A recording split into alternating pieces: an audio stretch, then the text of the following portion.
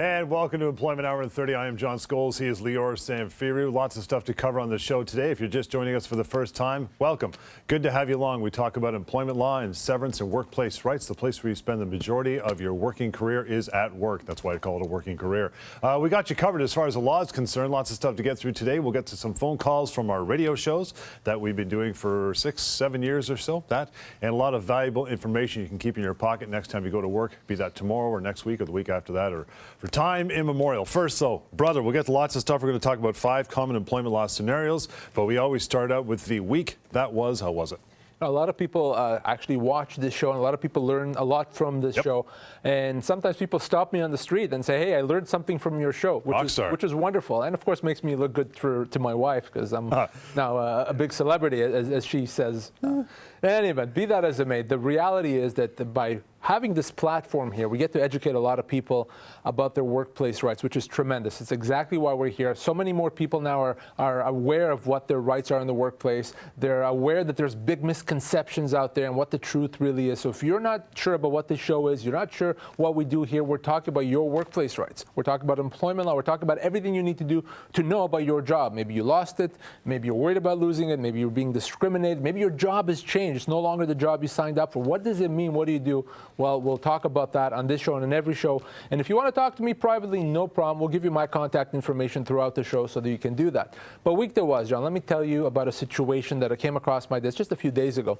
I spoke with a lady who had worked for a large retailer for about 3 or 4 years. Actually, she just had her 4-year anniversary. Throughout her employment, she was a part-time employee. Not unusual. But because she was a part-time employee, she wasn't enrolled in the company's benefits plan. The benefits plan was just for full-time employees. So they always had this distinction the employer did between full-time and part-time employees. So she was on the part-time side. Well, every single time, apparently, when this company let go a part-time employee, they said, well, you don't get severance because that's just for full-time employees. You don't qualify for it. Well, they let her go. The only difference between her and the other people they let go is she had watched the show. Nice. And she knew that, well, that doesn't sound right. So she called me and she wanted to know, I'm a part-time employee. Do I get severance or am I prevented from getting severance because of my part-time status? Well, John, of course, you know it. Hopefully our regular viewers know this. She gets severance. It doesn't matter if you're full-time or part-time. You get severance if you have a job. If you lose that job, you get severance, whether you're on the benefits plan or not. If they consider you casual, if they consider you on contract, all kinds of titles, it doesn't matter. To know if you get severance, you ask yourself one question. Do I have a job? Right. If the answer is yes, I do, you get severance. It's as simple as that. Now, for her, after 4 years, I assessed her as being owed about 5 months of pay. That's nice. That's not bad. It's better than getting nothing, which is what the employer said. So I wanted to remind our regular viewers here, if you lose your job, if you want to know how much you're owed, you go to severancepaycalculator.com, you call me, but you get severance even if you're part-time. Phone call, simple, 1-855-821-5900, employmenthourtv.ca. That is where you want to go to catch past shows, the podcast, and a place to find our radio show, which we've been doing for about 7 years plus now. From the show, ton of calls each week. We play them back in this show, as you know by now, and we talk about them and comment on them. First call of the show right now. A friend of mine, she just got terminated from her workforce. The reason was due to economic conditions. We're currently realigning our workforce with new business goals. Now, they said that they're giving her 5 weeks notice and you will receive 2 weeks of severance. Now, she's worked there for 6 years. She's in electronics, 41. And they also never paid her any holiday pay for any of the years that she took holiday. Is she legally entitled to holiday pay as well as more severance than that? All right, 7 weeks. Yeah, so 7 weeks she received after 6 years of employment. And, you know, beyond the issue of severance, not much can be done here in terms of the reasons they let her go. They gave her a reason. Maybe the reason is valid. Maybe it's not valid. It doesn't really matter. I mean, from a legal standpoint, it may matter ethically. But legally, it doesn't matter because they're allowed to let her go, but they have to pay her severance. Now, of course, if she hasn't received any holiday pay, of course they owe her that. And you could go back 2 years, John, to pursue and to get your holiday pay. So I wouldn't sit on that.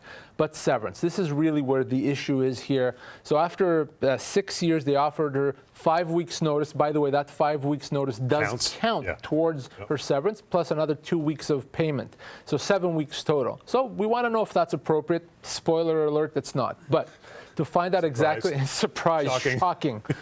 Let's plug that information into severancepaycalculator.com right now to see how much she's actually owed. So Go to severancepaycalculator.com. We plug in the information. She's in a technical role, 6 years of service, age of 41. She was given a total of 7 weeks severance and notice.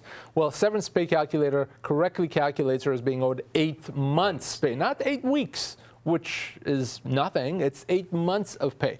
So she's obviously been wrongfully dismissed to the tune of another 6 months of pay. It's a wrongful dismissal. Despite what I said, John, that they are allowed to let her go, the fact that they paid her less severance is a wrongful dismissal. So she can get her 8-month severance. She can get the holiday pay that she's owed. And we brought this example, this call that we got on our radio show, because it's a common scenario. It's a common situation. We get in my office calls like that probably 20 times a day, 5 days a week, and more on the weekends. Yeah. So if you're in that situation, you know what to do. You go to severancepaycalculator.com, you contact me, and that's it. Not a very uncommon thing for a company to offer you working notice and possibly some severance in the end. Maybe not. Maybe that's all they think they're obligated to do. But you should always check anyway, even if you get a working notice notification, right? Remember that the working notice that you get, the period of time, the period of notice that they gave you does count towards your severance. But you may be owed much, much more than that. And remember, if you quit before your last day, if you quit before the end of the notice, you give up any other severance. So don't do that, at least not until you know how much more you're owed. You can contact me. You can go to the Severance Pay Calculator. It's easy to find out. It's 5 weeks average, or is it often more or less than that? Or what's the extent? What's the longest you've seen? Well, the reality is most employers prefer not to give notice. Yeah. They don't like to have people around once they're told they're not going to go there. So I don't see notice that often. I've seen notice as much as 2 years' pay. Usually, if an employer does give notice, it's usually a few weeks, 2, 3, 4 weeks. Most employers don't do that. Right. EmploymentHourTV.ca is the resource for the radio show. Call number 2 for today's show is happening right now. I've actually got an offer in front of me to go to a company, and they put a non-compete that seems kind of outrageous. It's a technical sales position, and what they want is a non-compete for 2 years afterwards, and I'm not allowed to do any work within 100 kilometers of where this company does work, or where any one of their clients were located. More common than they used to be, non-compete. It is more common. Employers are starting to use them more. But think about it from this perspective, from his perspective. He's in a sales role, and if he leaves for any reason, or if he's let go, nothing to do with him, right. He can't work in that industry for 2 years within 100 kilometers. What are the chances of him finding a job or looking for a job more than 100 kilometers?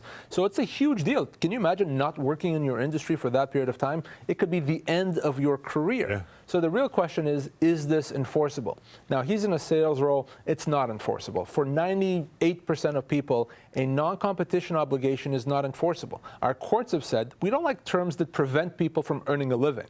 So most of the time, a non-competition obligation is not enforceable except for the most senior executives, your vice presidents, your presidents, your CFOs. Fiduciaries, yeah. Exactly. For them, it may be enforceable. For most of us, it's not. But it doesn't end there, and there's a big one.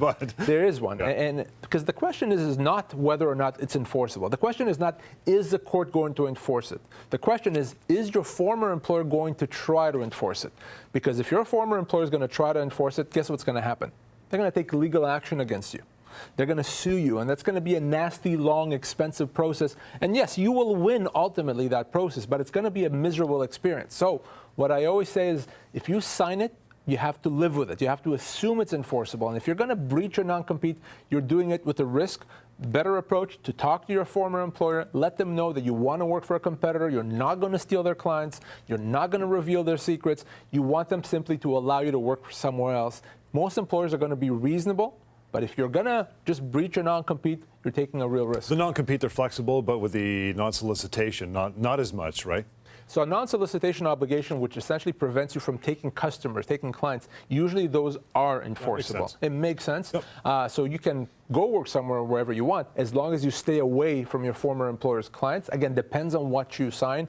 Very important to get some advice before you sign an employment agreement with these types of obligations, because once you sign it, you're stuck with it. 1-855-821-5900, the number to reach out to Lior and the rest of the crew. Today's topic, 5 common employment law scenarios and how you should react to them. Important stuff, right? I get common questions in my office, and we try to take them and put them in these 5 categories. 5 common scenarios, 5 common questions that I get in my office, and I want to tell people how to deal with those scenarios. If you find yourself in that situation, and chances are At some point during the course of your employment, you will find yourself in that situation. We want to talk about what it means, what to do, and what the law is. Okay, well, Rocket, number one, your boss says they had a legitimate reason to let you go. Therefore, they don't owe you any severance. So legitimate reason, that's a very interesting and a complex term. What is legitimate? The reality is that it doesn't matter what your boss thinks, doesn't matter what your boss says.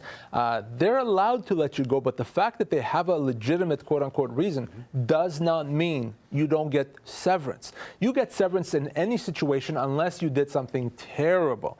They may have a good reason. Maybe it's a restructuring. Maybe you did something wrong.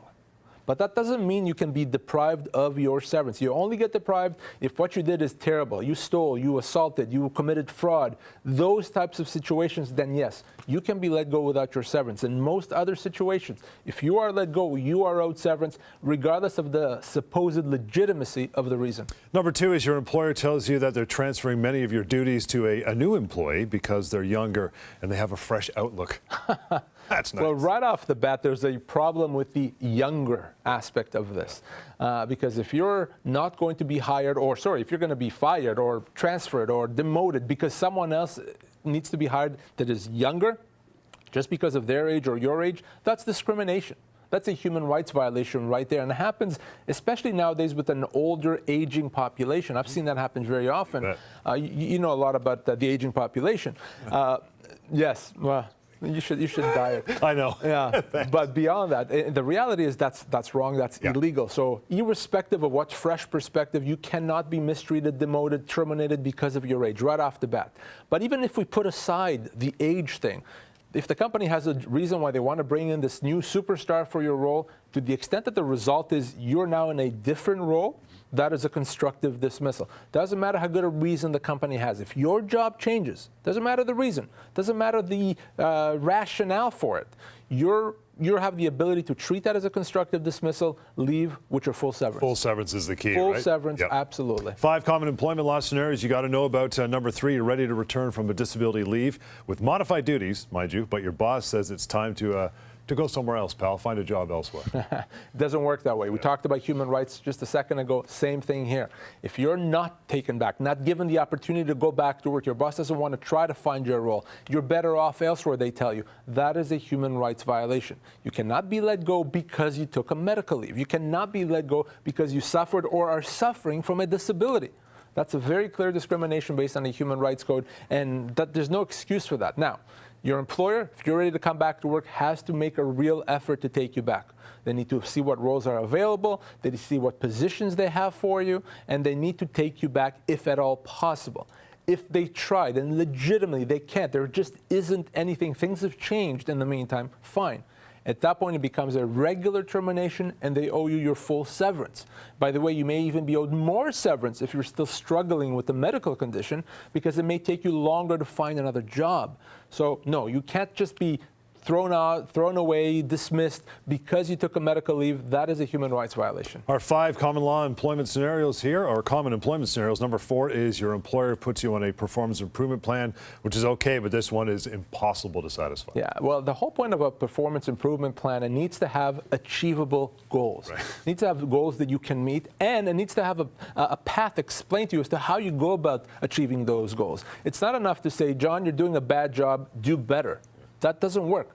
It's enough to say, okay, John, you're not doing a good job, and here's how we're going to do as your employer to help you meet those targets. So number 1, have achievable goals, and number 2, help from your employer to meet those goals. Anything other than that is silly, it's unacceptable, and it's pointless. So if you're being put on a performance improvement plan and those goals are not achievable and there's no path given to you as to how you're going to meet those goals, say that. Put that in writing to your employer, because if you don't say anything, you're deemed to have accepted these goals. And then when you don't meet those goals, they'll say, well, you accepted them, so why are you complaining now that you didn't meet the goals? So put that in writing, make sure that they know about it, make sure that they know you're not going to meet those goals, and here's why. Tell them that you need some help to meet those goals. By doing that, you're going to make your job more secure. It's going to be more difficult to terminate you for cause, and you're going to be much better legally.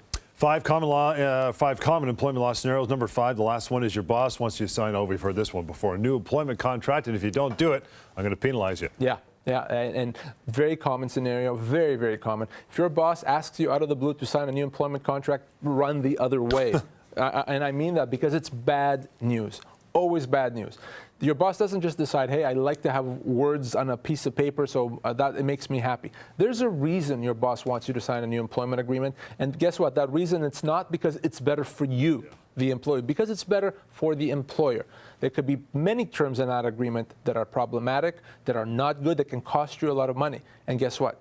You cannot be fired, penalized, threatened, demoted, disciplined in any way for refusing to sign a new contract. You can absolutely say no. You cannot be fired for cause because of it, and you should say no. Now, if you're not sure what the agreement says, if you should be concerned about it, they've just handed you this piece of paper to sign. Please call me, send it over. You can fax it, you can email it. Happy to chat and tell you what it means and tell you how to deal with your employer. And if you do decide to sign it, even after you've said, yeah, you know what, this one's not that severe, go ahead and do it. Do they not have to throw you a bone, so to speak, for signing it, or else it's not legally binding? Is that true? For it to be enforceable, for you to sign a new contract and for it to be enforceable, you have to get something in return for signing. So you may have signed it, but if you didn't get anything in return, it's not enforceable. With all that said, I still think the best advice is, if you're not prepared to abide by the agreement, just don't sign it. If you're not sure what it means, let me see it, and I'll tell you. Coming up here, what happens when you're relocated to a new office? That and the severance pay calculator. More is ahead. Stick around. Employment Hour 30 continues. Hang on. You lost your job. They only gave you 2 weeks of severance per year worked. But where can you find out what you're really owed? I'm going to severancepaycalculator.com. Find out how much you're owed right now. Severancepaycalculator.com. Insurance companies deny long-term disability claims all the time. They give lots of excuses. Don't give up. I've seen it all. They've ignored your doctors, they've ignored you. You're angry and you're frustrated. But there's hope. We resolve disability claims all the time. We force insurers to pay what they owe. We're in your corner. Call Savan and his team, 1-855-821-5900, or go to inyourcorner.ca. You lost your job. They said they had a good reason, but you think you've been wrongfully dismissed. Now what are you going to do? I'm going to employmentlawyer.ca. Always check with the employment lawyer first at employmentlawyer.ca.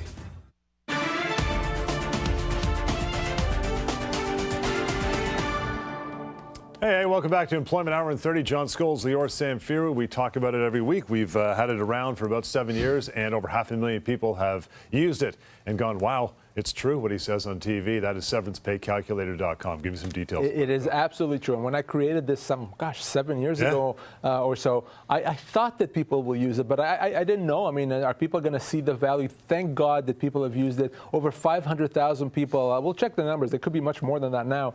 And the reason they've used it is because it's easy, it's accurate, it's anonymous, it's free. There's no reason not to use it. Severancepaycalculator.com, for those that don't know, the place to go to if you lost your job, if you have a severance letter in your hand, you're being walked out of the office, you get into that elevator to take the ride down to your car. In the meantime, on the elevator, you can use the severance calculator. By the time you hit the ground floor, you'll be done.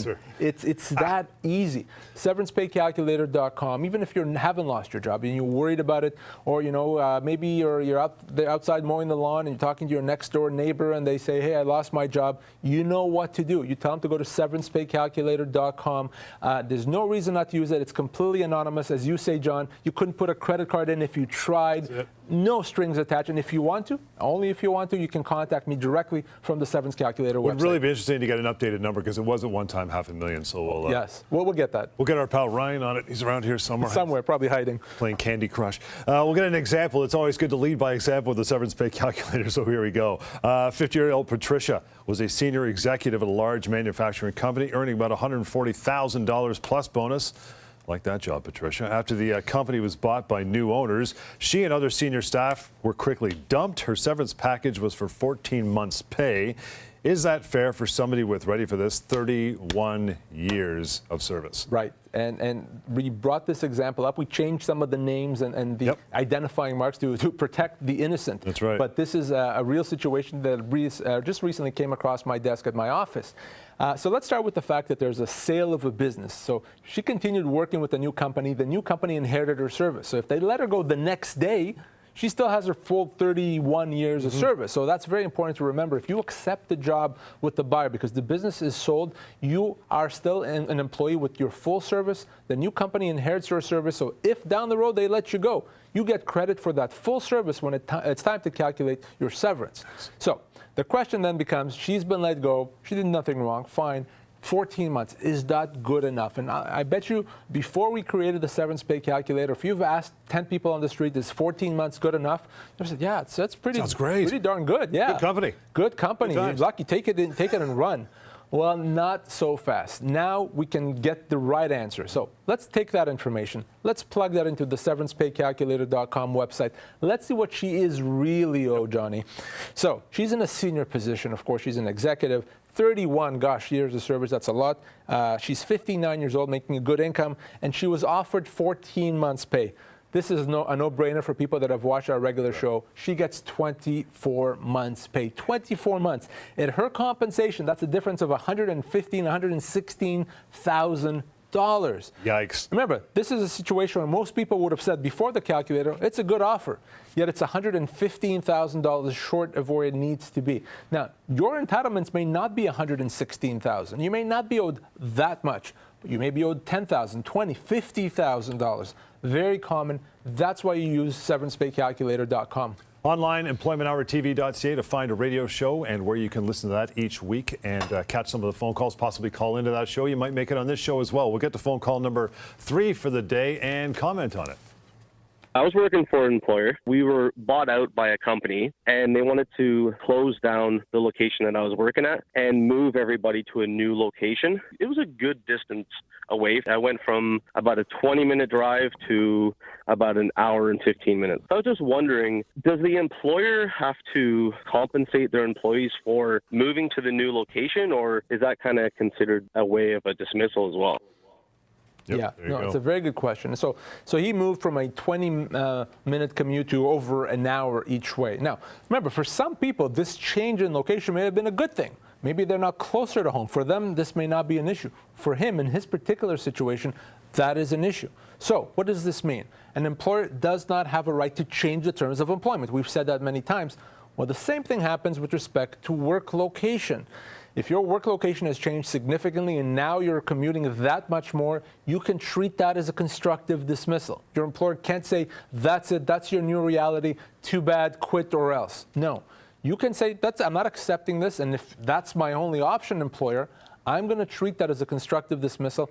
I'm going to leave now and get my full severance. So even though the company's not letting you go, the company may want you to continue working in that new location. If that location is, in fact, that much further away, you can treat that as a termination. You can get your severance. Quick break, and we'll get right back at it. 1-855-821-5900 and help at employmentlawyer.ca to reach out through email as well. Employment Hour in 30 continues. Hang on. You were being harassed, and when you said something about it, you're the one who lost your job. Now what are you going to do? I'm going to employmentlawyer.ca. Always check with the employment lawyer first at employmentlawyer.ca. You've been denied long-term disability. You think you're powerless, but you have a lot more power than you think. I'll tell you a secret. It's a numbers game for the insurance company. They're betting on you walking away from money that they owe you. Don't make that mistake. We resolve disability claims all the time. We force insurers to pay what they owe. We're in your corner. Call Savan and his team, 1-855-821-5900, or go to inyourcorner.ca. You thought you had a secure job. You didn't see it coming. Now what do? I'm going to employmentlawyer.ca. Always check with the employment lawyer first at employmentlawyer.ca.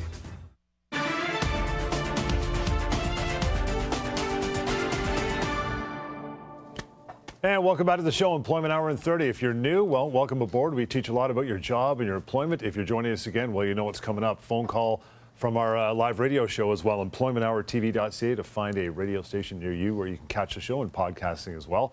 And here's our phone call, last one of the day, I think.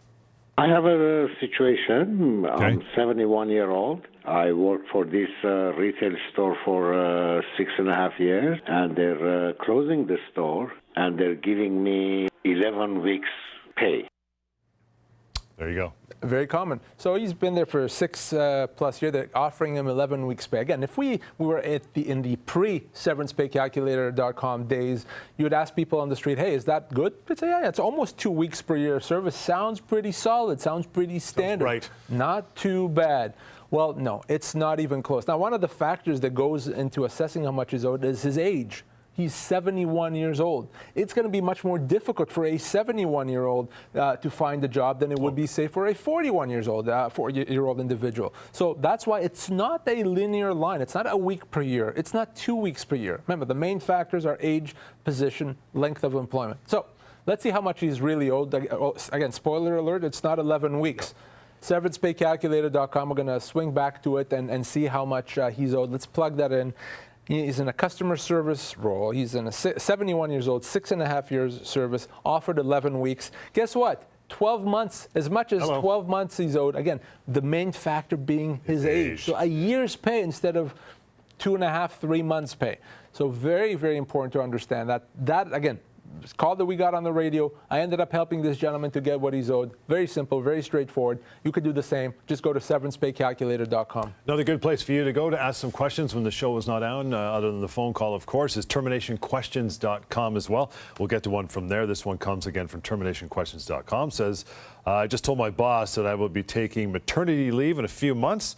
They said they'll try to hold my job for me, but couldn't make any promises. What are my rights? That's kind of them. Oh, we'll give it our best shot, the old college try. Yeah, no, it doesn't work that way. You're not going to give it your best shot. You're not going to try. You're not going to think about it. You're doing it. You're going to do it.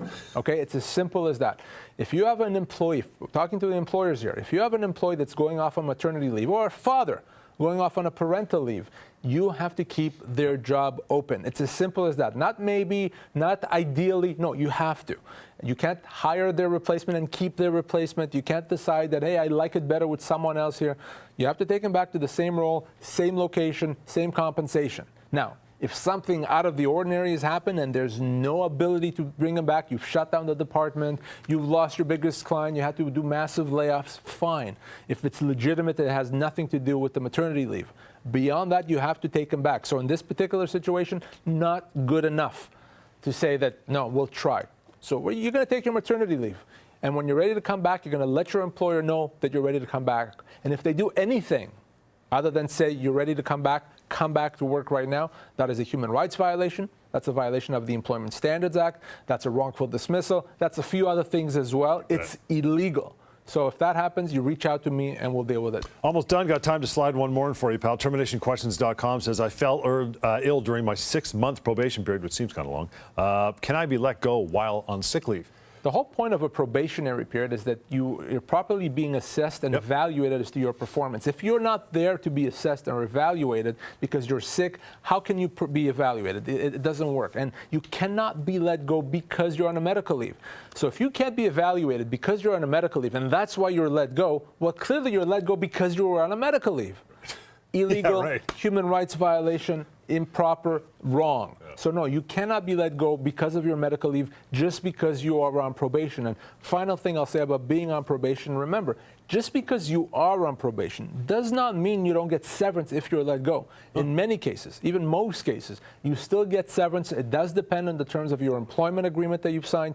Always be mindful of what it says. Always have a copy of it. But short service doesn't mean no severance. Being on probation doesn't mean no severance. And in fact, it could still mean substantial amount of severance, Johnny. A lot of people have used it. SeverancePayCalculator.com. Before we go, give us one more update on that one. Easy to use. SeverancePayCalculator.com. Whether you are a laptop user, a smartphone user, a tablet user, works just the same. Takes seconds. You find out how much you're owed if you lost your job. You just grab your tablet, check it out right now, even just for curiosities. Make it a little game with your friends. Hey, the person that gets the most severance gets the beers at the pub, whatever it is. I've seen people do that.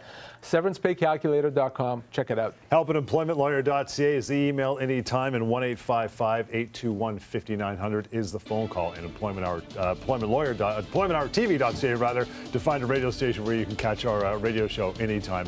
Until next time, it's been the Employment Hour in 30. We will see you next time. Thanks for hanging around.